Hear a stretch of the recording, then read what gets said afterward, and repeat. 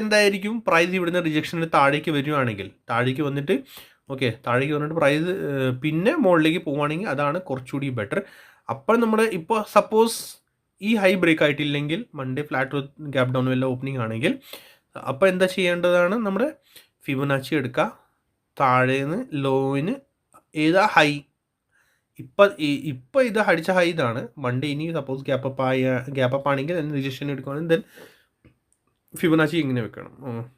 High മുകളിലേക്ക് കൊണ്ടുപോകണം. Support നോക്കുവാണെങ്കിൽ താഴെ സപ്പോർട്ട് വരുന്നത് ഏതാണ്, പ്രൈസ് അവിടെ നിന്ന് റിജക്ഷൻ എടുത്തിട്ട് താഴേക്ക് വരേണ്ടതാണ്. ഇതൊക്കെ എല്ലാ ലെവൽസ് സപ്പോർട്ട് 50% ചെയ്ത് ആൻഡ് 24,560. പിന്നെ 50% 61.24,400. സോ അത്ര വരെയൊക്കെ വരാനുള്ള ചാൻസസ് ഉണ്ടാകും.